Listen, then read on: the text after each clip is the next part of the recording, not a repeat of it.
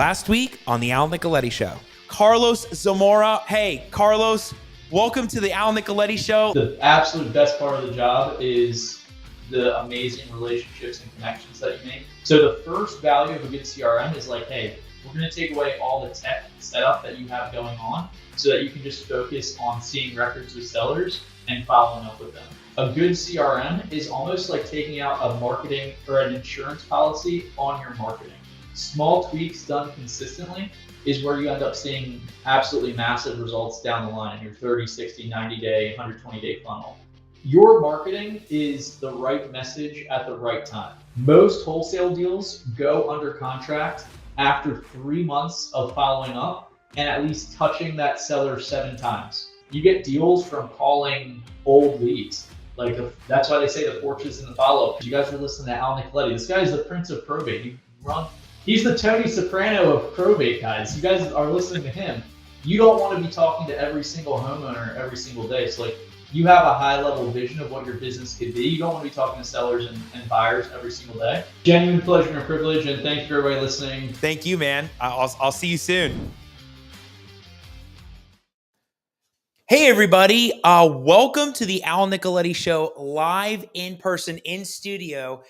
We are going to have an amazing show today. I can't wait to dive in on it. But if you didn't check out Carlos Zamora's episode, which you just saw right there, you got to go back and watch that. He talked all about how you can leverage the CRM of InvestorFuse and really nail down all of the things when it comes to CRM and scaling your real estate business. So you got to go check that out. And you got to go check out all the episodes on the Al Nicoletti Show, which are on iTunes and Spotify, and all the past video episodes on YouTube and the micro content on Instagram and everything, probate, partitions, quiet title, all the stuff in the real estate world. You got to go back and check that out.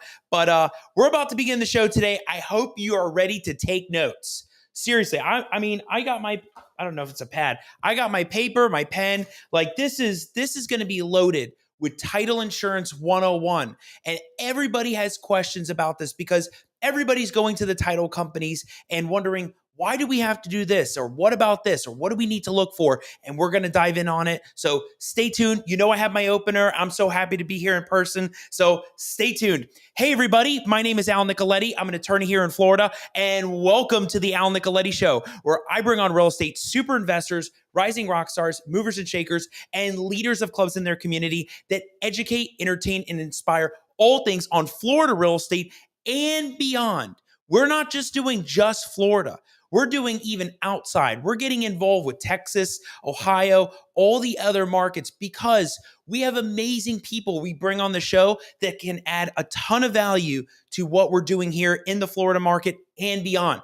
So these people can help you take your business to the next level. On my show today, I have my great friend, Chad Fears. He is a Florida attorney and he is in the underwriting world. I'm so proud of him because he was a title agent. He was doing all the title stuff for a lot of years and he really transitioned into the title insurance world. And I love talking about title insurance because there's so many crazy things that come up on title that we got to talk about. We got to know how to overcome them, what to look for, and he's going to dive in on all of this stuff. So without further ado, welcome to the show, Chad Fears. Chad, man, this is so exciting to see you. Like, we were talking backstage, like every time we're talking, we're like really getting down in things. And this is going to be great for the audience. And I know the best part about this being in person last time, we didn't know if the audience could hear us, but I see hearts and everything right there. So I think we're going to be good. We're ready to roll. Let's do it. Tell everybody, how did this all begin for you getting in the title world before we jump in title insurance and all the sticky things that we got to learn? Tell us about Chad Fears. Like, how did it begin in real estate? Where did you go? Where are you today? Yeah, so it began like every other person that ever gets into title. It was a chance encounter that worked out and then you never leave. So it's one of those things that just kind of sucks you in. You don't get out of title once you get in for the most part. I started working at a title agency in Ponte Vedra Beach, stayed there after law school for about 10 years total. Just recently left there last August and went over to National Consumer Title Insurance Company. So we're a Florida-based underwriter. We got agencies throughout the state of Florida, and we are, assessing the risk, issuing the title policies, and running the underwriting side, the actual searches and the municipal lien search for anything that pops up on the B1, B2 commitments and exceptions for the title policy. Gotcha. Yeah, a lot of people don't know. It's like how we met when getting into this was I moved to Jacksonville and I'm at a firm, and then all of a sudden there's some deal that comes along and you're on the title end of it. Yeah. Right. So, I wasn't doing any of that title. So you're on the title end of it and you have this deal. It's some kind of either quiet title or probate that was happening. And I remember you were like, you were on it. You knew exactly what was going on. You were breaking everything down. We were going back and forth. And from there, like really hit off on everything because the journey into real estate for everybody's so different, right? Getting into that title world, jumping right into it, what you're learning, how you're getting into it. And I love your story about just jumping in right into it and getting into that title world. Nothing better than learning that way, right? Getting your feet wet and doing all that. But yeah, so now you're not in that title agent world. That shifted for you to be more in the underwriting world, right? So it did. Yeah. So at the title agency level, you're always asking and you're always pushing because you've got your requirements. You need X, Y, and Z to clear the file and close. You're asking the underwriters, you're asking the parties involved, can we waive that? Do I really need that death certificate? Do I really need this affidavit? And on the underwriting side, it's yes, you need it. We're issuing an insurance policy. We have to ensure that even though everyone today at this closing knows exactly what's going on and why, it's the next closing 7, 8, 10, 20 years down the road when all of the parties in this transaction are not able to be found, not able to sign affidavits. The next title agents or agency or title attorney can look at the records that were recorded and not need to ask any questions. That's the ultimate goal of the title insurance. So there are no questions from seller A to seller B to seller C, and just walking through that chain of title and all the possible documents that are there. I remember when you told me you took that position, and I was like so excited because like I didn't know like any, personally any attorneys that are doing the underwriting, and like you being in that world is like super insightful for everybody out there. I mean, imagine all the transactions between investors, realtors, all the things that we see, messy, trust, probate, and then, you see it on the underwriting level, right? There's the agent. The title company is the agent for the insurance company, which, I explain it like this. I say, it's like Geico, Allstate, Progressive, but in the title world, it's, Chicago, Alliant, Fidelity, Old Republic, all of these. So, tell us the world of title insurance as a basic before we jump in. You all have no idea. We're going to be talking about some crazy stories. And when we get to the end, you got to stick around because the crazy story we'll be talking about is some of the hot topic on fraudulent deeds and fraudulent things happening on vacant lots. What? We're going to talk about that because you got to stay tuned for that. But before we get there, Chad, break down title commitments, title insurance. What is it? What tell us the whole thing about it. Yeah. So basically the title agency gets the title commitment and search back from the underwriter. They get the search, they get the draft commitment. They then generally send that out to all the realtors involved. The realtors are looking at a document that has a couple of different sections. So section A are your proposed insureds. Who owns the property? Who's going to own it? What's the transaction amount? What's the insurance limit? Then you've got a section called B1 in Florida. These are all specific to Florida. On B1, those are your requirements. So that is what the title agent has to do in order to be able to issue clear title. Your general transaction is going to be get a deed from the seller to the buyer, get a mortgage payoff for the seller's mortgage, get a valid mortgage from the buyer's lender on some draft documents, HOA requirements, anything like that pops up in public record, payoffs for anything that pop up in public record. City tax liens, we get on a lot of the investor properties where the former owner didn't cut the grass or whatever. So that, they'll have a $60,000 lien from the city that a lot of times you can negotiate down and get much, much cheaper. It's a checklist. Essentially, the title agent goes down and once they check everything off, they're clear to close. B2 are the exceptions. So realtors and things like that are really going to be looking at those exceptions a lot of times because they're wanting to make sure that no rights have been reserved. You see it a lot out west, a lot in the Florida Panhandle, and you're starting to see it more in developments in Central and South Florida, where developers go in and they're retaining mineral rights to the properties on the initial deed. So 20 years from now, they can drill under there and suck out oil if they find it. That's very common in Texas, Colorado, but it's making its way here a lot more. So they're looking at those exceptions. They're seeing the city has, 20-foot right of way. They're seeing that the state has access to the waterways, and those actually stay on the policy. So if there's ever a title claim, if it's an exception to the title policy, it's not covered. It's exactly what the name is. But as long as it's not listed in those exceptions, the title policy will cover the defects on title. We had one a couple of years ago that was a lady bought a property at closing, survey done. She signed the survey at closing. Her backyard was huge, fenced in, very nice. Well, what no one realized, except for looking at the survey and having her sign it and explain it at closing, was the majority of her property owned to the church, or was owned by the church that was next door. So they sold the church building. The new church that bought it came in and tore her fence down and moved it within a foot of her back deck, which was the property line. Oh my gosh. They took like 90 feet of property. It was massive. So she, called title insurance claim, trying to file it, that they were taking her property. But that's one of the things that was listed as an exception, was anything outside of the property line. So the fence extending outside of the property line, she didn't have coverage for them tearing down and moving that fence. So the exceptions, they're adding more to them right now, is what you're saying, right? Yep. So like, I didn't even know, besides natural gas, what other mineral rights are there in Florida that you've seen? Not a lot in Florida. They'll retain all mineral rights. So everything for oil, everything for natural gas, everything for any type of precious metals or anything like that. And they just generally clump them all together as, earth refined materials. The out west, you see a lot for water. So Florida, we don't have the water right issues that they do out west, but out west, they will retain the water rights underneath the property. Gotcha. So they can go in, drill under your land and suck the water out. Wake up one morning and there's a drilling crew in the front yard. Right. Wow. Yeah. That's good. Right. Good morning. Yeah. Good morning. Exactly. The thing that is really interesting when it comes to Florida, especially South Florida, like environmental stuff too, right? Like, how does that, we didn't even plan on talking about that one, but like, where does environmental stuff come in? Because if you're out in Southwest Florida, or like that's, I don't know, South Sarasota area, all right in that Everglades, how does that play into title insurance? It depends on where it is in the state and what type of environmental issue it is. So there's an environmental endorsement for lenders. So if it's got an environmental issue, the endorsement will cover the lender's policy and protect them and their dollar amount. But if it's existing wetlands, you're not going to have coverage if you build a dock on it and the state comes in and tears down the dock. So that's just going to be really dependent on the type of environmental issue.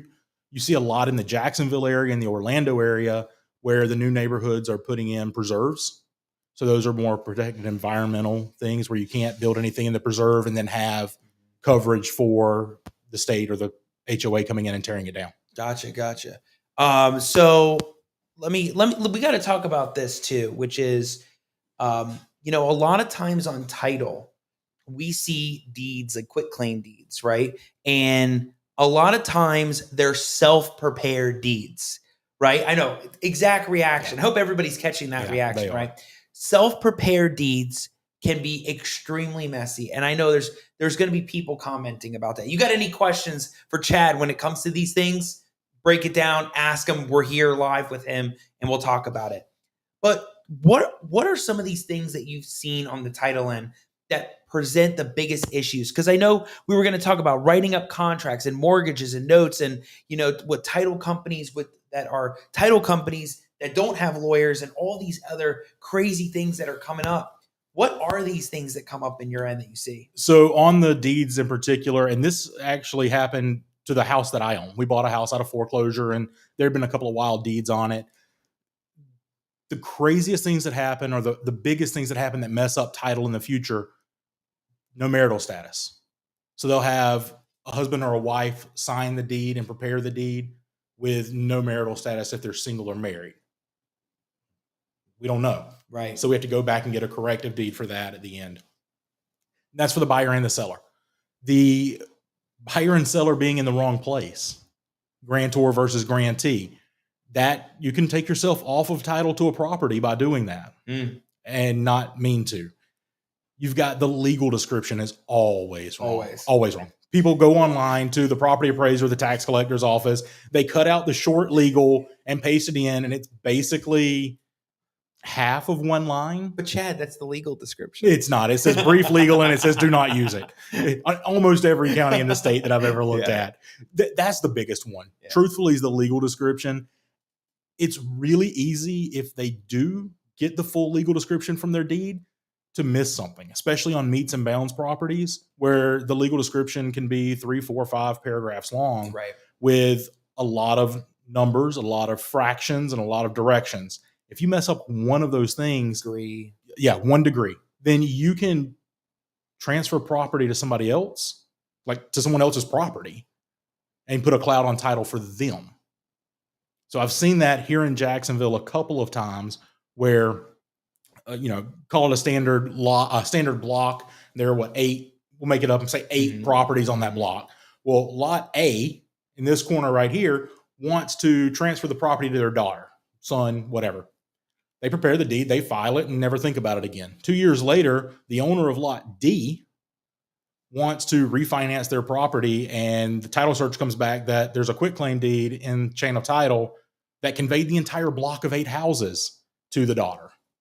And it's all messed up. And it's all messed up because they put lot 14 instead of lot 4, or they put block 8 instead of lot 14, block 8. Right. So those things in the legal are probably the biggest thing on quitclaim deeds that throw everybody off. And some of them are difficult to fix, especially if people are deceased. Right. And then we get into a whole probate situation, which you've seen those, I've seen those, and it can be really easy, but also what happens if they've been, dead for many, many, many years, and there's multiple family members that follow that, and then it gets really crazy, and it's possible, but you got to really work through that, and is the deal gonna even make sense at that point?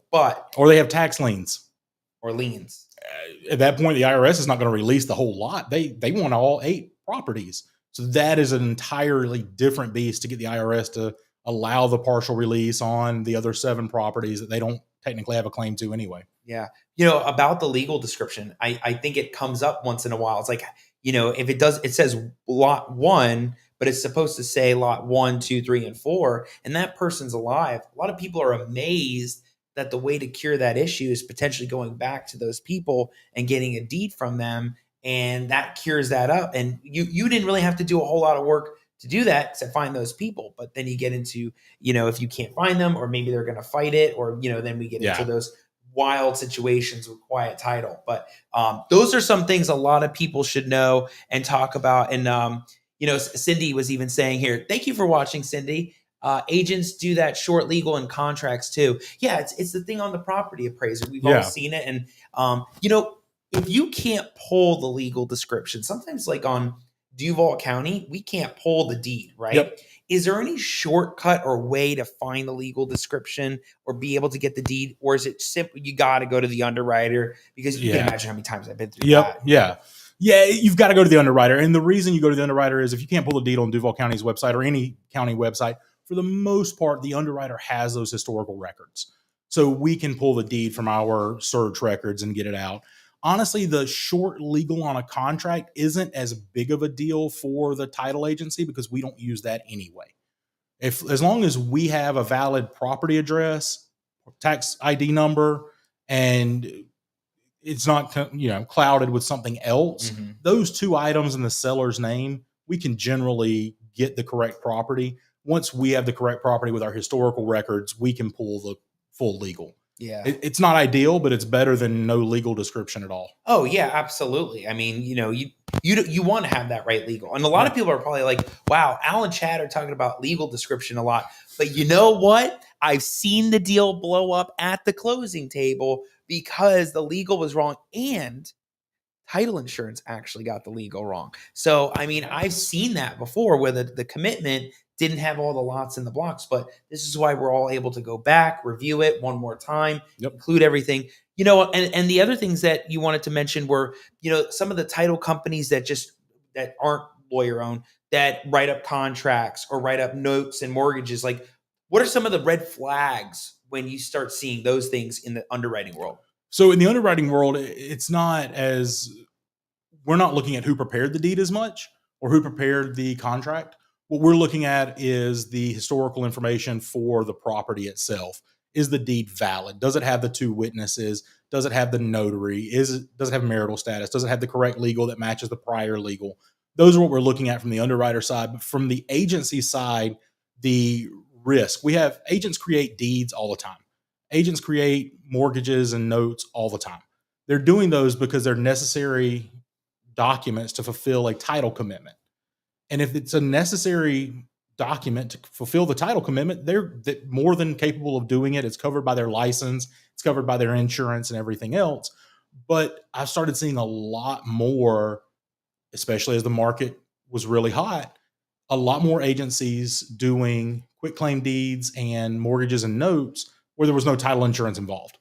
So that's more of a risk thing on the agent themselves and on the investor or the seller that's having it prepared, because they don't have any insurance coverage for it at that point if there is an error. Wow. Generally, there's not, but it's that 5% is that has an error is when it really kicks in. And no one cares as long as everything's going good, right? Yeah. If everything's good, everybody's happy. Right. But the one time it goes bad, everyone hears about it. Right. And that's right. You have legal descriptions in the mortgages. Yep. Right. So if that's off and then your deed's off and then everything's off, and what do you have a security interest actually to? And it's nothing. It's a mess. And for legal descriptions, you have to have a fixed point. So if you go back, we were talking about some of the deeds that you can't pull on public records. Some of those deeds have been in families for 100 years. And, the grandkids are living on the property that belonged to the grandparents, and nobody's estate has ever been probated. We just live here because it's our house. Right. Now they want to sell it. Well, we've dug back on several where the deed had meets and bound legal, because everything back then was. And the reference point in the deeds were trees that no longer exist, bends in the river bank, especially here in Jacksonville. The river bank was a very popular point at one time. And on that, you can't insure that deed. So you have, or that legal. So you have to get a surveyor. They have to go out and survey the property. Generally, they have to survey the neighboring properties and occasionally the property across the river. So that might involve 5 or 6 surveys to get the legal description for one property. That's crazy. And that's crazy. It's only on the really old ones that you see those, but there are some on the properties that have been there for a while. A lot of our investors run into them because they're buying some of those properties that are 100-year-old family deeds. Yeah. And you're talking about surveys, which is interesting because I rarely come across that stuff when dealing with probates. But, when you mention surveys and the importance of getting that survey with title insurance involved, there was a crazy deal I was about to work on in the middle of Florida. And it had gone on for like 6 months of like nothing except back and forth with the owners about, who owned this and who owned that self-prepared deed. It had multiple themes in it, Chad, like from self-prepared deed to survey to who really owned the property. And what do you know? I'm glad we never did anything, because when the underwriter went back, they went all the way back to 97 and found a legal description error all the way from back then. But the interesting part about that was the sellers had an opportunity to go get a survey to see if that was actually, in fact, the correct legal, because had it been the correct legal, then why are we even here if the chain went through? So surveys can actually benefit a lot of situations when you have messy title stuff. But at the same time, when you get those old things like you're talking about, it can surveys are vital. We have one, I've got a picture I can forward to you. You can share. It's hilarious because I was doing a presentation to a group of investors that basically they weren't wanting to get a title policy. They were just wanting to close to an attorney and everything.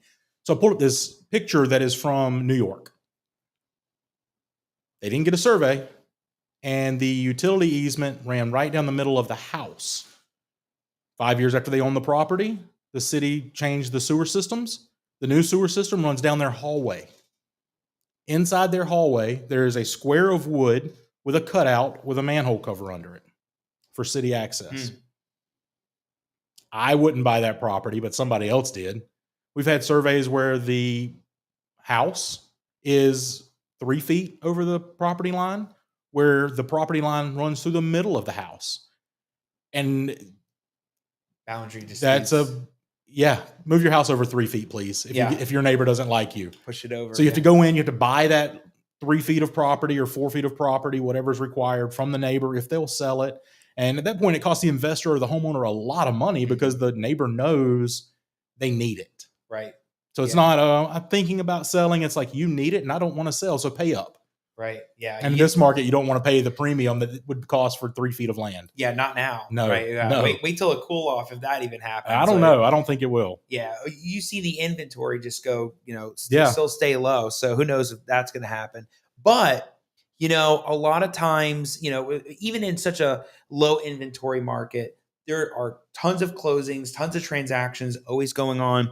And one of the things that we had to talk about were the top 5 things that realtors and investors should know when it comes to title, right? So whether it's getting up their contracts and bringing it to the title company, talking to the title agent, asking the questions, working with the agent, to go over the file, walk us through that process because you had been doing it 10 years, right? Yeah. You did it 10 years.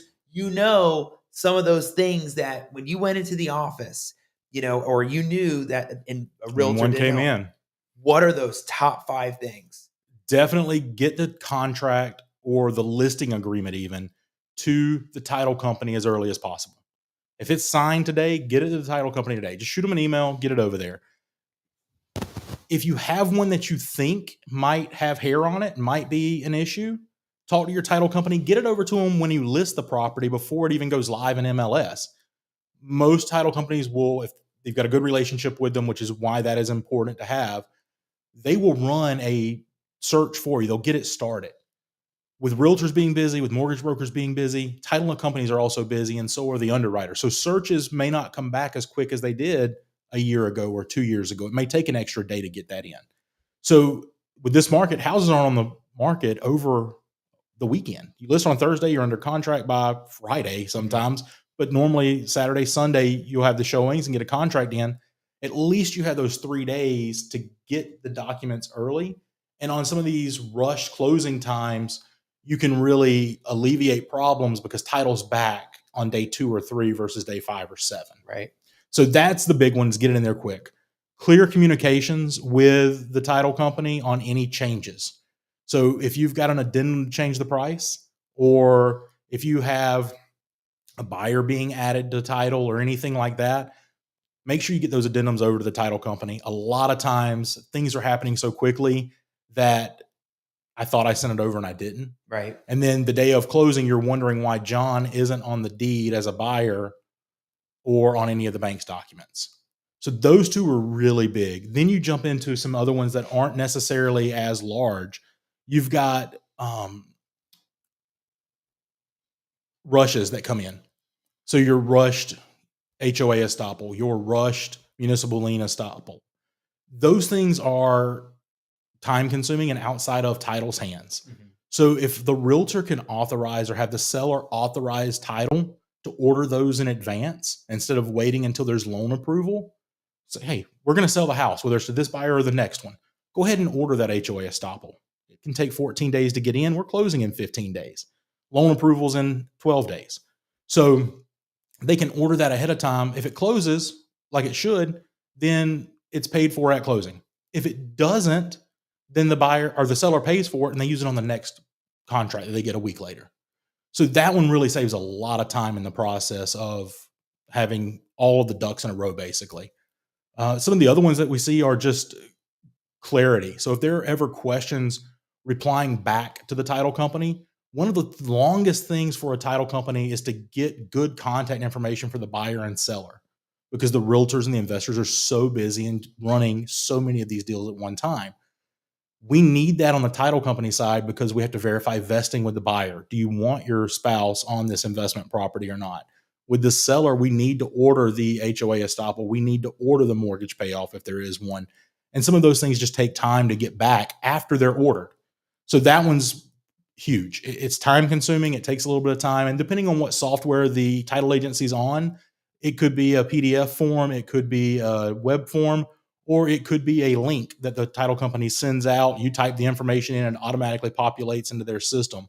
Some of the programs let you do that as an agent. It comes back to the title company and they don't even touch it. It automatically generates the documents out to the seller requesting the additional information because we now have the necessary information. And then the last one is really just try to get everything in early. So you've seen this, I've seen this. The day before closing, sometimes it's unavoidable completely, especially walkthrough issues that pop up. We want to escrow some funds, but let everyone know as soon as possible that that's the plan, because the lender has to make changes, the title company has to make changes, and you don't want to be sitting at the title company waiting for documents to arrive. So if you can knock those things out at the beginning, it really saves you some time at the end. Yeah, it's funny you bring that up, because when it comes to title and, you're about to go to that closing table, or maybe you're in the middle of that whole transaction, you didn't just start, you didn't just get the commitment, but, they don't call for a probate or something like that. They don't even call for a death certificate. But a lot of people are like, oh, underwriter didn't call for one. Well, maybe they didn't know. Yeah. And I just saw that the other day where I see, it's one of those files, like I know once in a while I'll pick up the same file or see the same case over and over. They just didn't want to do anything, or who knows what was happening, or they were waiting for something. And on one of the files, we ended up finding out that they were calling for a probate of one lady, but they weren't calling for it of another person. And, and we all knew this person was dead, and nobody said anything to the underwriter, to the title company. Yeah. And right there, that would have been key to, if you know this stuff up front, if you know what's going on, tell everybody, tell the title company so they can get it to the underwriter, redo the title commitment. Absolutely. So they'll come in and the property will be John and Sally Smith, husband and wife. At the end of the contract, it's only signed by Sally. The title agency is picking up the phone then and calling and saying, hey, where is John? Like, what happened? Why didn't he sign? Oh, he's deceased. So at that point, we can go to the underwriter and be like, hey, we need to add a death certificate, continuous marriage affidavit, and no tax affidavit. That's normally the easy one. The harder one is when they put in Sally Smith as the seller instead of John and Sally, which is on the deed. Yeah. So only Sally signed it, one seller, title sends it off to the underwriter, they get it back, and depending on how the original deed was done, it may or may not have the probate issue on there. One even more fun than that is when you get children that have the same name as their parents, and John Smith owns the property, but he's deceased, and his son John Smith signed the contract. No one thinks twice about that until closing at the end. Right. And you're like, well, John Smith bought the property in 1947, but you're 30 years old sitting here signing the deed today. Right. Something doesn't add up. Right. And you can't close. That ruins the deal at the closing table for everybody. Yeah. Just saw that today. Yeah. But I looked at the contract and I said, oh, you're this person. They said, yes. I said, well, what was the story before you? Same name. Same name. And you don't know that all of a sudden till closing. And they said, well, wait a second. Is this the son? This is the daughter? Who are these people? Yeah. And you have all those crazy situations. But Chad, what's so great about the Al Nicoletti Show? What's that? I have amazing fans, and they're all watching. And Cindy's dropping all the nuggets today. Cindy's on the ball. Yeah, she's on the ball. And Kobe's dropping some stuff in here. She was talking about the agents and talking about when a buyer buys a foreclosure, they can get title insurance. Oh, when a buyer buys a foreclosure, can they get title insurance? If yes, how? Do we have that? It depends. Normally a standard foreclosure, yes. You can go to a title company without a closing, without a refinance, and buy a title insurance policy most of the time. You can do that. You will be the owner. They can do the policy up to the fair market value of the property. So not what you paid for it, but the fair market value. That's a justifiable reason to go above what was paid at a foreclosure auction. The difference is tax deeds. As we all know, as all your investors know, tax deeds are a little bit different. They don't have the ability to get title insurance generally for 4 years. However, we did just start working with a company called Clear to Sell, and we'll accept their certificates from investors. So the options are to sell before the 4-year period, quiet title action, clear up any title issues, which you and I have done before with, getting deeds from the prior owners. Sometimes it's easy and sometimes it's not, or going through Clear to Sell, depending on who the underwriter is. Some underwriters will accept it, some will not. I think we're one of 2 in Florida that will. Gotcha. You know, it's funny because of our situation that we went through on that deal, I made a video on it. Okay. Right. So it was actually ended up being great content because a lot of people run into that tax deed scenario Yeah. and they immediately think, well, we just bought it. We got to quiet the title. And that's what we were thinking initially until all of a sudden two worlds on the probate and the tax deed came up. And I Yeah. was like, wait a second, I worked on that probate. And that's when I remember somebody said something about, being able to deed out. And then I thought, I got to get with Chad about that. Yeah. And what do you know? I called you about it. You're like, you did the probate? Done. One heir? Done. No mortgages, no nothing on the property?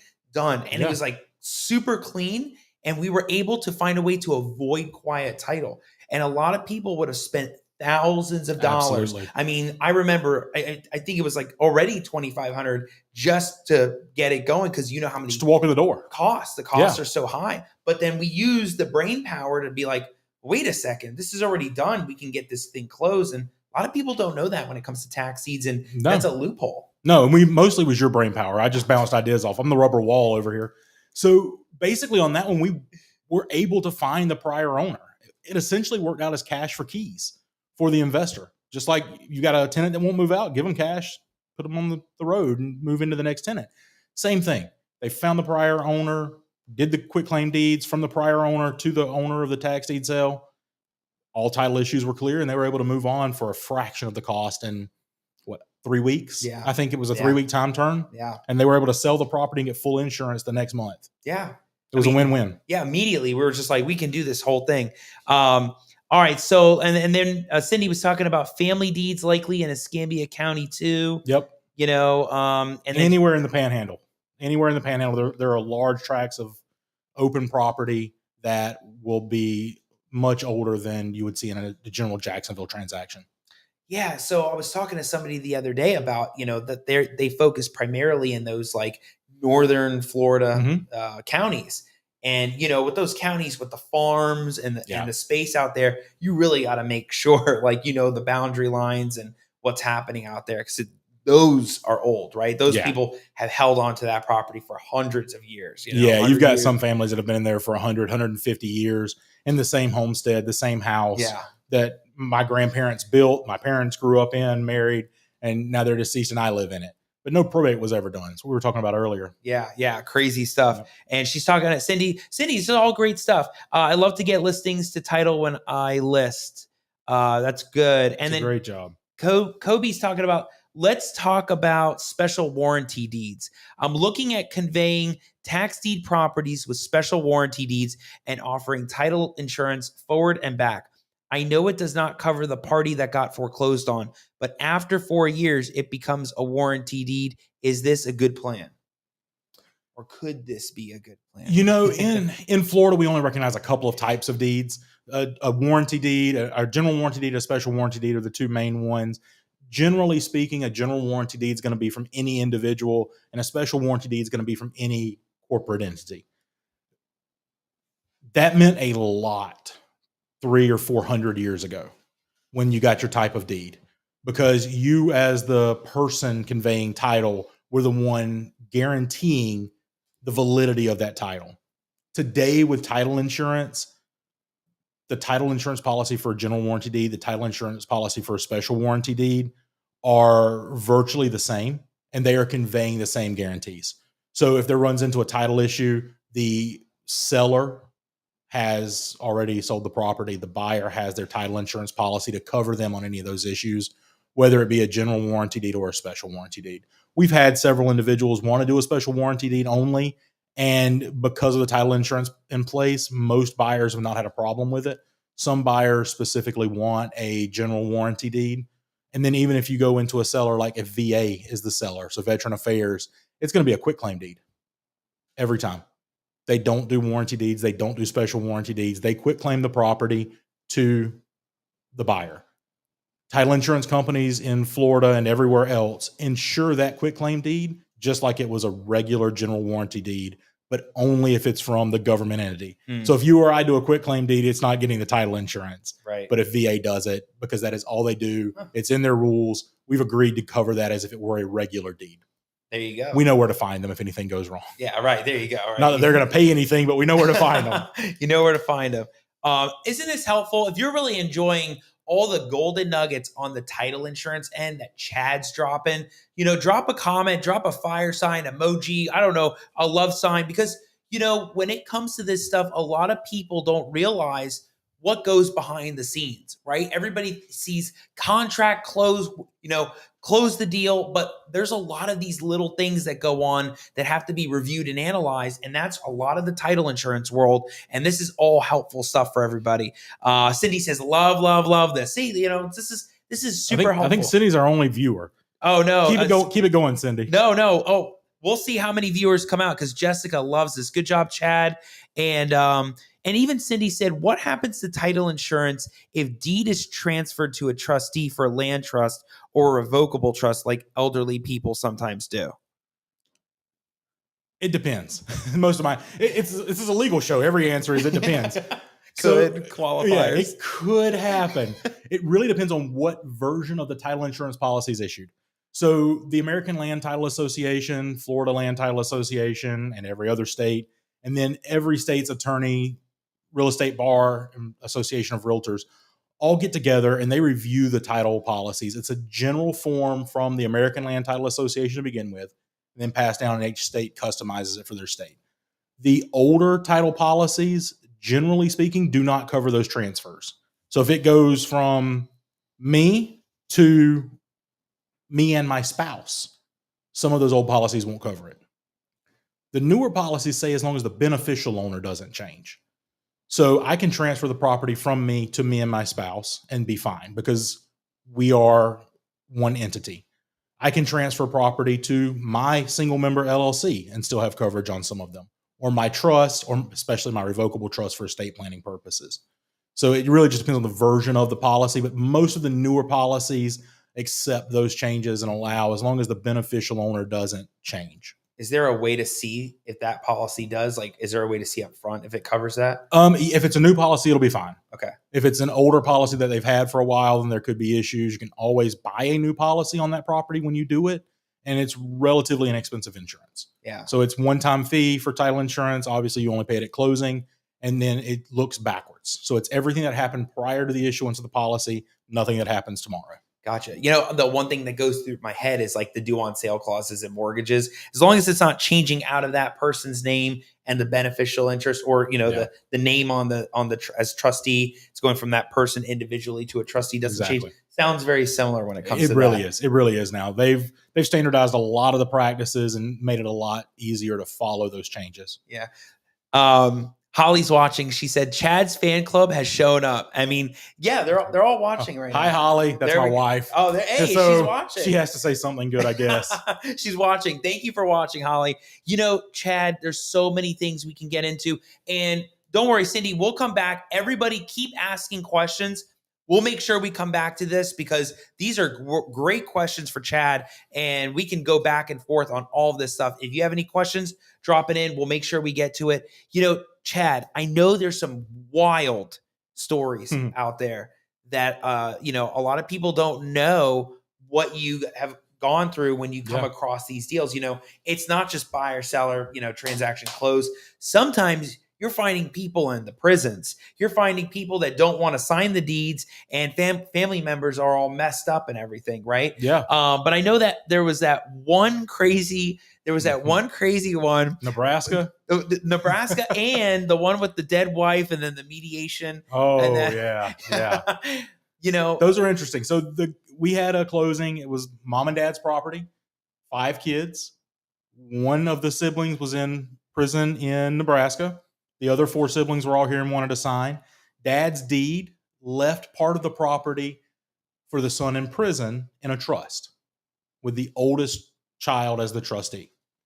So that was all created as part of the will, as part of the estate planning. Well, they went to sell the property, and there was never an actual formal trust agreement drafted, which the will required.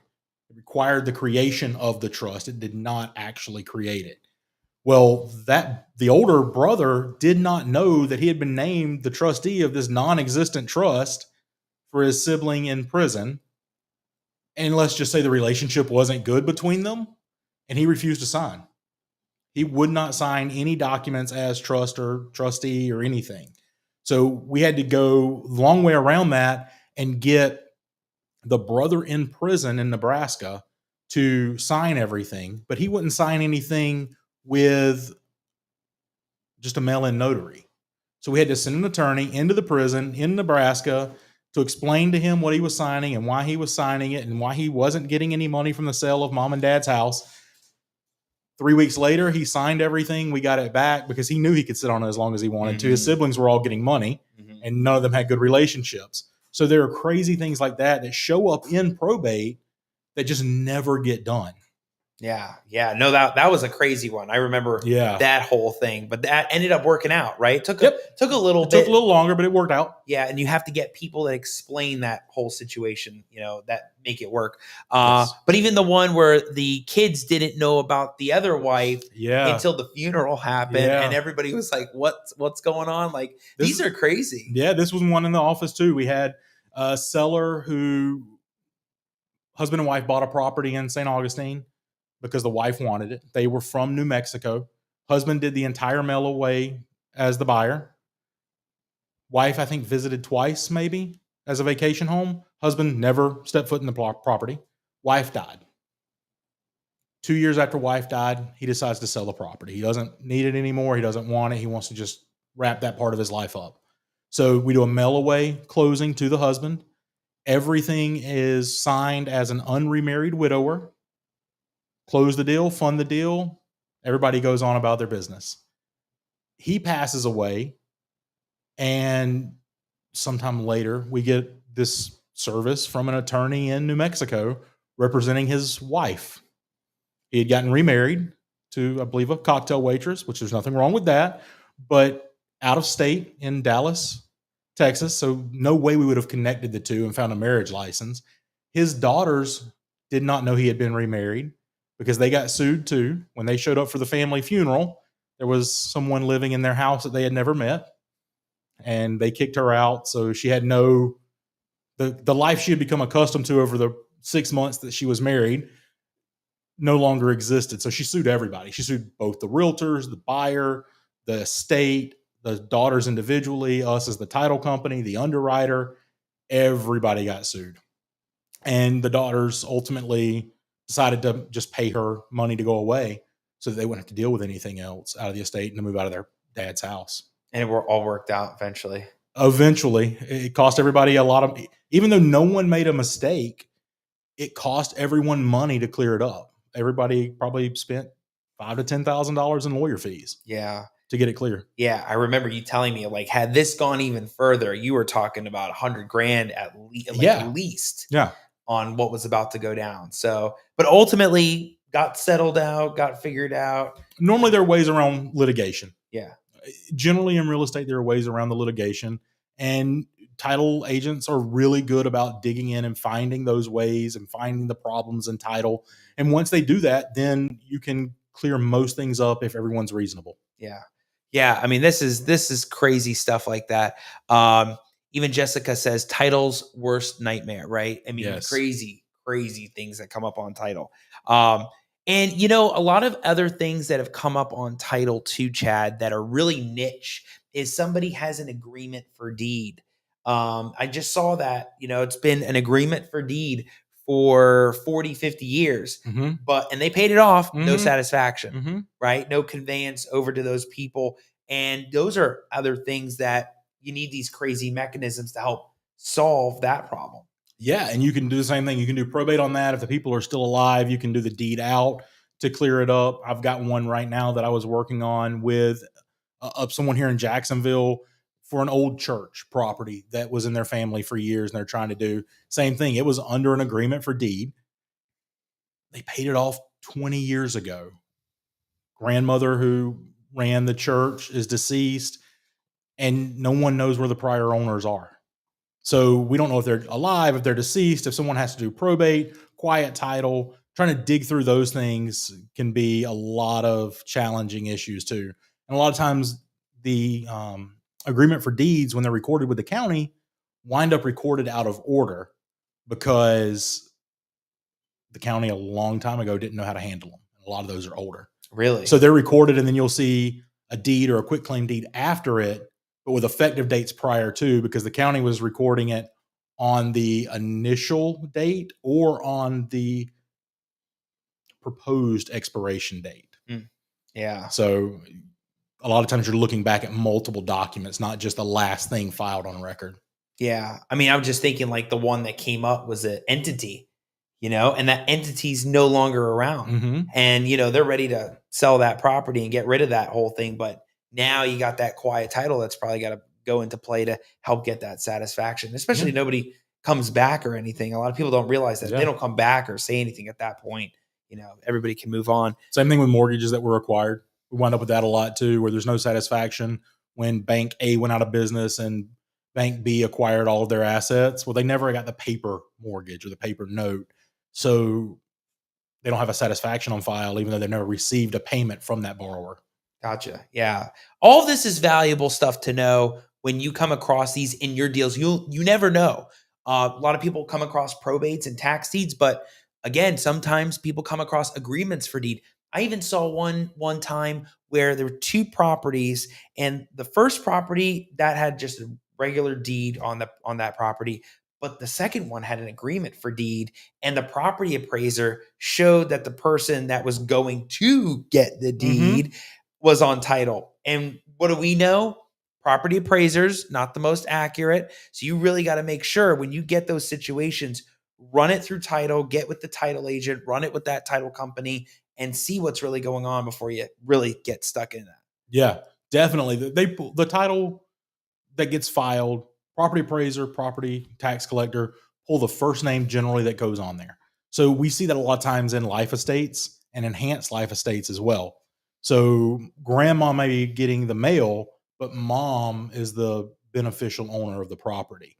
If it's a life estate, or reverse, mom may be getting the mail, but if it's an enhanced life estate, the grandparent may still have the authority to sell and convey the property out. There you go. Golden nuggets right there. Right, Chad? Yeah. Life estates, enhanced life estates throw a lot of curveballs into closings because who needs to sign?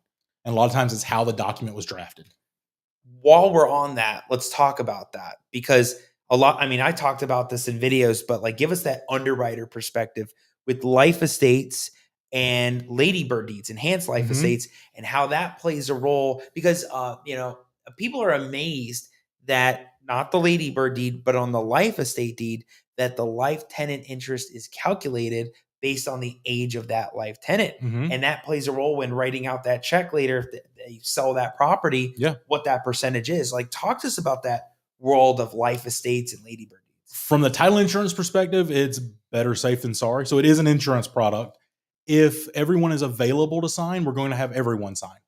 So we will have the remainderman and the life tenant sign for both, for a ladybird deed and a life estate deed. If I can have, if it's a mom or dad and two kids, if I can have three people sign that contract as a realtor, three people sign the deed as a title agent, that's the safest option for everybody. Even if they don't all get seller proceeds at the end, signing the contract shows the intent of all parties to participate if there are any issues. So that's going to protect your investors, that's going to protect your buyers, and give your realtor some extra comfort. On the title insurance side of it, what we talked about earlier, the next closing 20 years down the road, if I can look at that deed and see all three signatures on there, there's no question as to the intent of what the parties wanted. Yeah. I mean, there's so many things with the life tenant situation, and whether they're wasting that property or what are they doing. And, do you need the life tenant and the remainderman both on contract, or what happens if one of the remaindermen die?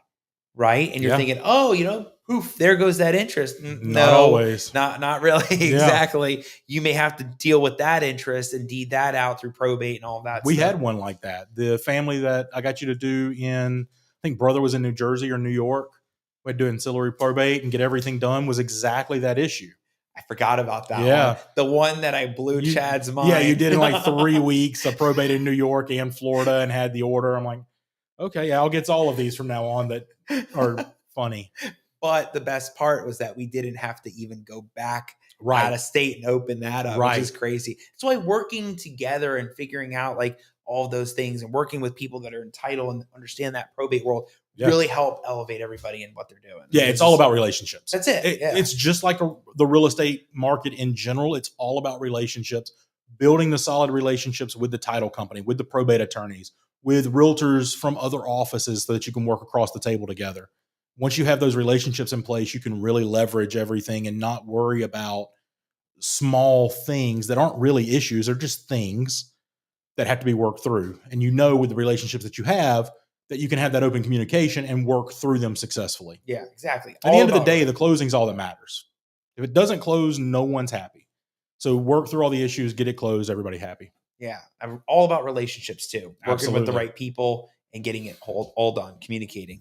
Dan asked a great question. He goes, I've got an issue with a 6-unit. Title found an old $30K mortgage. Borrower and lender are brother and sister, and both have passed. Have fun, Dan. Call Al, because you're probably going to need some probate on multiple levels. Without seeing it, you've probably got the lender, their interest in the property is going to be passed down through their estate. And same thing, the borrower is probably going to be passed down through their estate. Now, if they're brother and sister and only one of them had kids and both parents are deceased, or a parent is still alive, you could have a situation where all of that interest winds up in one person, and it's really easy to fix.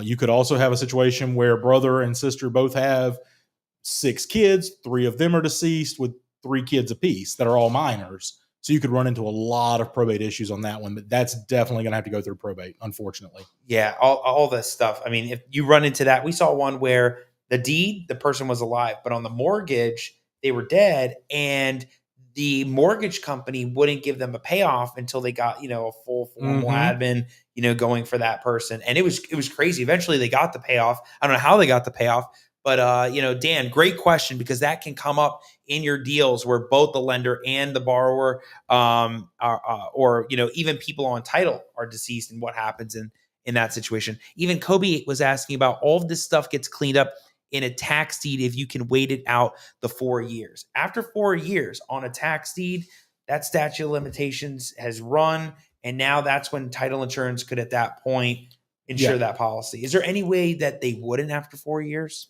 There would be very few reasons they wouldn't be able to insure it. Essentially, a tax deed has been ruled by the courts as a new title to the property. So the tax deed is issued, the old chain of title essentially in the mythical land of legal documents disappears, and the new chain begins.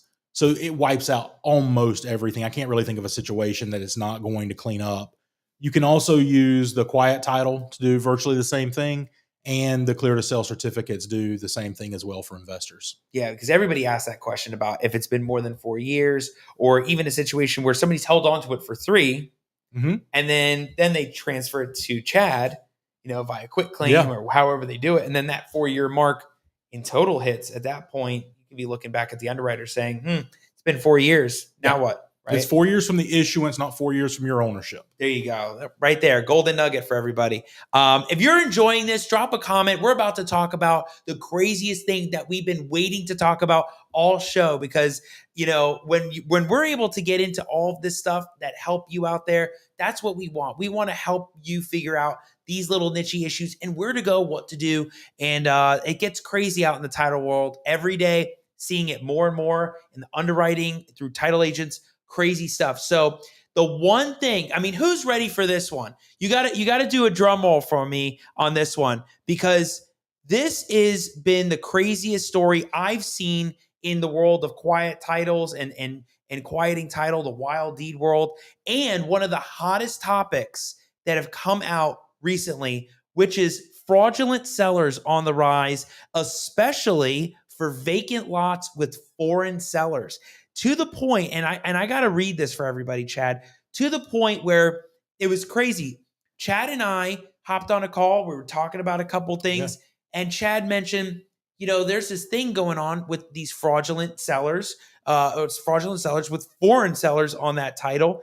And that same day, got an alert from one of the underwriter companies talking about how over the past few years since 2018, 2019, 2020, And these fraudulent sellers are going after vacant lots with no mortgage. Clever, Yep, right? absolutely. And going and getting those people that are out of the country because they don't even know about this. No. I mean, talk to us about this world that we're in, because I read that the other day, and we'll talk about some cases in there. I'm sure everybody wants to know about those cases. What's going on? It's crazy. And they're very good forgeries. So we saw one that came through. It was a realtor who found a parcel of property that he wanted to buy, listed for sale by owner, reached out to the seller, quote unquote seller, got a contract, brought it to our office. We did the full title search, got the seller, went through our underwriting process. The seller closed as a mail away, sent him wiring instructions. Everything was good. The copy of the driver's license that came back was Patriot Act compliant, had a picture, had a signature. It was a Florida ID, so we look at them all the time, and it was very good. The only issue with the entire closing package, other than it was a fraudulent seller and a fraudulent bank account that went to him, was the notary seal. The notary seal was an actual notary's name in Florida. The notary number was off by 1 digit. Really? It had a 0 instead of an O. Wow. It was very good. We passed it around to multiple underwriters, or it got passed around by multiple underwriters. That's how we saw it. And there's no way anyone would have known. There were a couple of red flags looking back at it, that why is the seller needing to do a mail away kind of questions. But normally you don't ask. Seller has to do a mail away because it's for convenience. Right. And that's what you do. This one was really good. And we are seeing it every single day with every underwriter out there right now. Almost all of them come back with very good fake IDs. Generally, if you go on the state's website, you can look up the DMV. Sometimes the number is correct. Sometimes it's not. The one that I'm talking about in particular, the person's photo on the driver's license had been switched, but all of the other biographical information matched the actual seller's driver's license when I got on the phone. He had Life Alert or Life Lock or one of those services. So the actual seller got an alert the day after the deed was filed that said, a deed's been filed in your name. He pulled the document up, called our offices. We were able to backtrack everything, block the wire going out, get the quitclaim deed from the buyer back to the actual owner who didn't want to sell the property, and clear that issue up so there won't be any title issues going forward for him. But it could have created a lot of problems had it not been caught that early. But we're seeing it a lot more. Fraudulent cashier's checks used to be the big thing. Right now, it's just fraudulent sellers in general. I can see how it was big during the pandemic too, right? Yeah. They can't come Can't come in. Yeah, right. They can't come here. Yeah. So what do? I mean, you either try to get an agent or somebody here to kind of rep you to figure out what's going on. But, that's happening on the rise. And why are they doing that? Who knows? Maybe they're trying to get some kind of adverse possession on the property, or it's quick and easy money for the seller, quote unquote seller, because they walk away from closing with $30,000, $40,000, $50,000, go cash it at a bank because they'd open a bank account with this guy's name and the fake IDs. Wow. It was really good. That's crazy. Yeah. Yeah. So they walk in there with a $50,000 check and cash it, they disappear. They're gone. Yeah. And what happens then with title insurance? What happens at that point? It's a title claim at that point, because fraud is one of the things that title covers. Crazy. So that's one big thing that underwriters on the big push for a lookout now is making sure that on any of the mailaways, the documents actually match. If you get foreign passports that you're unfamiliar with, if it's a European passport, you go to the EU's website to verify it. Make sure that it looks exactly like it should. There are only so many things you can do. There are some programs out there that can verify ID for title companies and for realtors and investors. My biggest piece of advice on that is if you're an investor or a realtor and you get contacted out of the blue by someone who only wants to communicate via email, red flag. With modern technology and how comfortable we've all become as a society with Zoom and Teams meetings and FaceTime and things like that, you can put eyes on someone pretty quickly in a function and format that allows you to really see them. If they are an overseas seller that is overseas, a lot of title companies are making them go to the U.S. Embassy to sign all the documents now. Just because if you walk into the U.S. consulate, you're probably going in with verified ID. Yeah, at that point, like you're probably at that point. Exactly. Yeah. We've seen some crazy things. We even saw one case with a wild deed where they found an heir, some kind of heir, and they forged it to be her, conveying it to these people. Then they rented the property out, and they had been doing it for like about a year. And all of a sudden, investor wants to buy the property. Come to find out, the lady that had lived there, she moved out, had no idea what's going on, and they're renting this whole thing out, making profits. And I mean, that wasn't foreign, like out of the country, but I mean, wild stuff, wild deed. We see that on Zillow all the time with the rentals. People show up to look at the property, and it's not the person that's showing it to them doesn't own it. Yeah. They collect the first month and security deposit, maybe give them a key if they've changed the locks, but then they never see the people again. Crazy. It is absolutely insane. Yeah. I mean, some of the stories that they were talking about, they said in one case, the true owner was a 90-year-old woman, but the person purporting to be the owner and who was in contact with the real estate broker was a much younger person. That's, I mean, like right off the bat, like red flags all over the place, right? Yep. And they said in another one, the seller resided in Germany, and the fraudster communicated with the realtor and the underwriter member only via email, no personal contact at all. That's what we were just talking about. That. That's crazy. Yeah, because I hadn't read these until I wanted to sit down with you. I mean, and they said the seller fraudster wants to close via mail and does not want to come to your office. And they want to use their notary, not one that the title company sends. That's like, I have a notary in the office. They'll just sign it. If the title agent has any question as to the validity of a seller, they're sending their own notary, or they should be. And then letting it's $150 charge, but it's $150,000 worth of, security and feels good. Right. Issues after that. Absolutely. Wow. I mean, I'm sure a lot of people want to talk about this. And Cindy asks, I see you, Paul, the Vincent brothers from Ohio, amazing attorneys out in the Ohio market.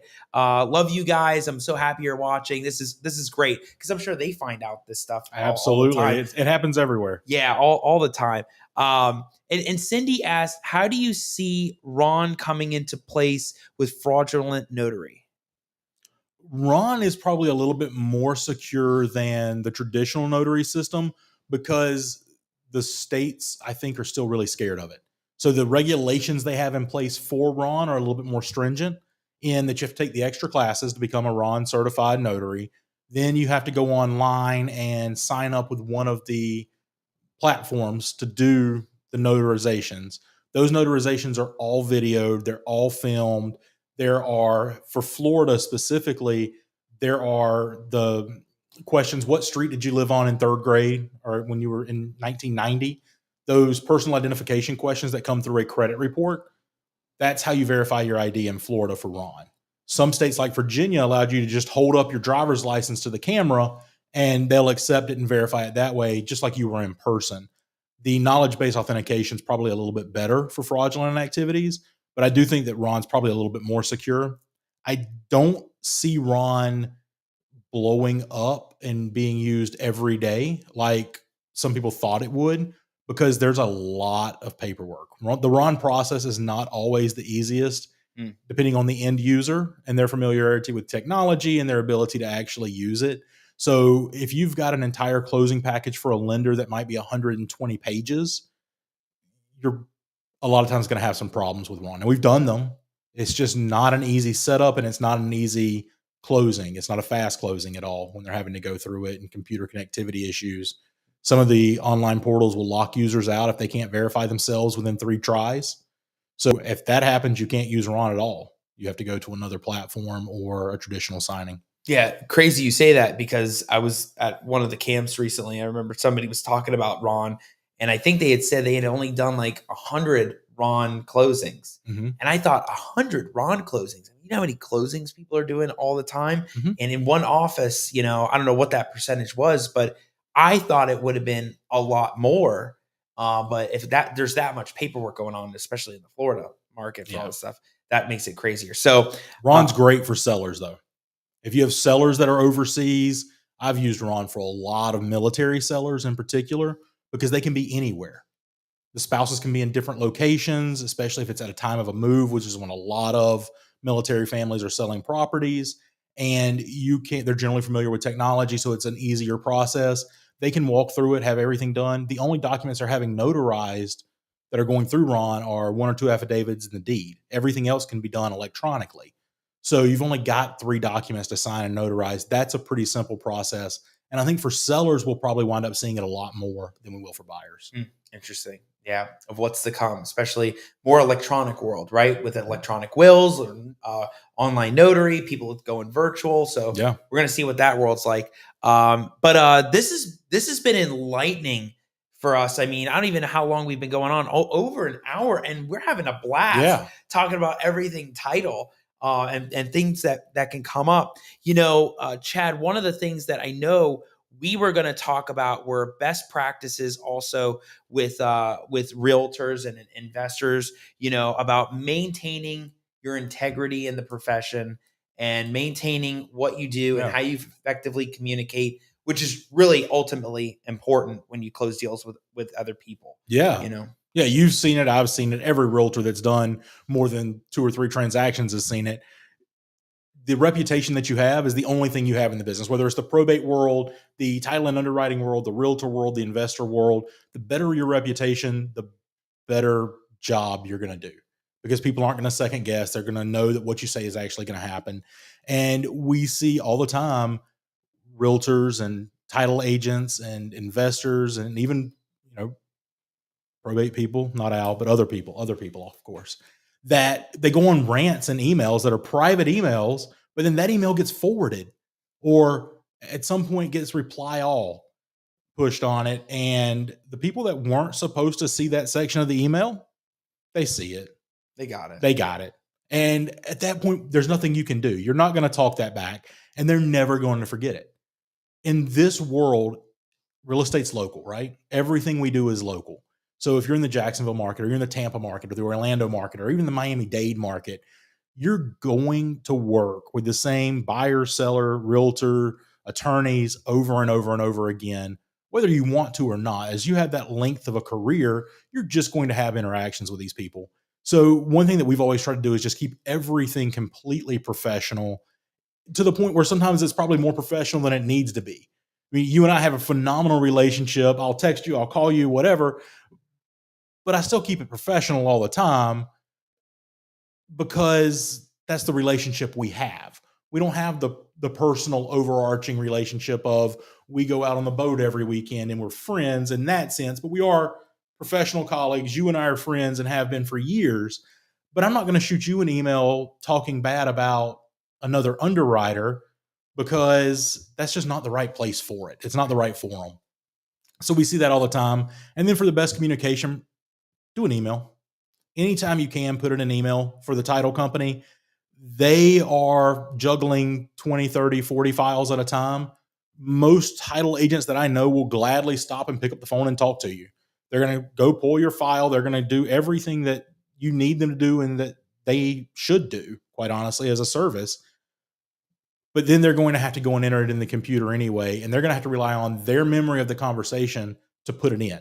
So if you've got anything that's going to be documented in the file and needs to change part of the contract, put it in an email, throw it over. If you want to call over and verify, that's great. But if you can put it in writing and they can put it in writing back to you, it's definitely the clearest way to communicate through.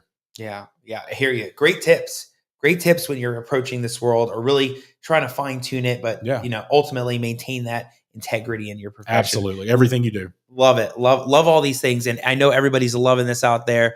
And even Kobe said, is there a need for a probate and a tax deed, or will just quiet title suffice? Well, we kind of went through that a little bit too. Yeah. Kobe, one of the deals I was able to figure out with Chad was avoiding that quiet title through the use of probate. And we kind of went through the fact that, hey, if you know who they are and you're able to actually get that probate done, maybe just get deeds from those people, that you could avoid a quiet title. But there's mortgages, liens, and all those other things on it. And that's not just going to solve that. So you got to go back and quiet that title for all those other things. Yeah, and it kind of depends. So if there are 12 heirs, it essentially Kobe works out as cash for keys for most investors. So if there's one heir, paying that one heir is generally cheaper than the quiet title. If there are 12 heirs, quiet title is probably the faster way to go than tracking 12 people down.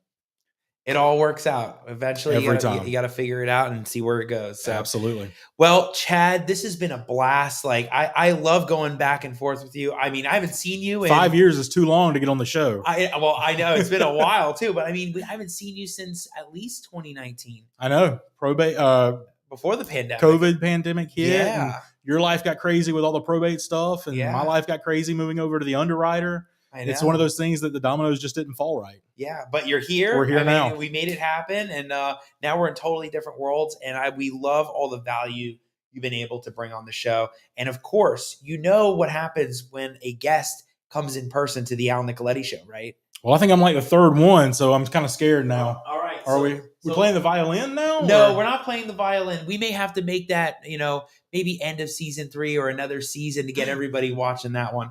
But of course, we have the Al Nicoletti t-shirt for Chad. Chad, thank you so much for being on the show. Absolutely, man. I appreciate it. Thank you. Yeah, man. I mean, you got to have one. I was wondering where I was going to have to steal one of these from. I saw one laying in the studio over there earlier. I was probably just going to walk out of here with it and not tell you. Yeah. There you go. There's your shirt. I appreciate it. Thank you. Man. Thanks for having me. It was a great time. This has been a lot of fun. And, Chad, before we hop off the show, give everybody final words, final thoughts on everything title insurance, title world. Let it rip. Just know that it's an insurance product. So when the title insurance company, the underwriter, or the agent's asking for something, it's not because they want it. It's because it's needed for some reason. A lot of times they get asked to waive things that just aren't going to get waived. If there's a deceased party, we're not waiving the requirements for death certificates or probate. So work with them, have that great working relationship with your title attorney or your title agent. And that really goes a long way in getting the why. And if you understand the why, you can always get to a better answer. Look at that right there. Wise words, my friend. Thank Thanks. you, Chad. Chad, you're the man. Thank you so much. I'm so happy. Got to see you today. You got to be on the show. We got to finally do this and in person and get everything together. Absolutely. Again. We haven't done the in-person probably in about a month to 2 months. And we're able to get everything together and figure it out. And so here you are. You did it. Absolutely, man. I appreciate it. Hey, thanks again for being on, and we're gonna keep in touch. Absolutely. Let's my pleasure. Let's actually go on the boat, right? Let's go. Let's do that. You got it. Let's talk soon, man. Well, everybody, this is a wrap. I mean, this was loaded with a lot of information when it comes to the title insurance world and the title world and all those crazy things that you are thinking about and come up all the time in title. And if you checked in halfway, you got to go back. You got to start from the beginning, start from when Chad was talking about what title commitments are, what title insurance kind of gets into, and where the title world goes with all of these things, with self-prepared deeds, mortgages, contracts, notes, legal descriptions, agreements for deeds, and the wild world of the fraudulent deeds on the rise and how it's become a popular issue right now in Florida. So you got to go check that out. And you got to go check out all the amazing guests like Chad Fears on the Al Nicoletti Show on iTunes and Spotify and on the YouTube channel. And you can catch all the micro content on Facebook, Instagram, and you got to go check all that stuff out on probate, quiet title, partitions, especially a lot of the things that we talked about today. And I'm going to see you all next week, Wednesday at 8 p.m. Next week's going to be a complete swirl for me. I don't know how it's going to happen. You're all going to be like, I don't know how you're doing this, but I'm hitting the road again, back on tour on Tuesday, going to be in Clearwater, coming back for the show on Wednesday night. And then I'm going back to Tampa that Thursday. So we have a divorce attorney that sees the real estate world, and he's going to talk all about divorce and real estate. never have had that one on the show, just like Chad, never have had the title insurance perspective on. So you all got to be there next Wednesday, 8 p.m. I love you all. Thanks for joining in and asking these questions. We want it. We want more of it. So I will see you next time on the Al Nicoletti Show. Have a great night.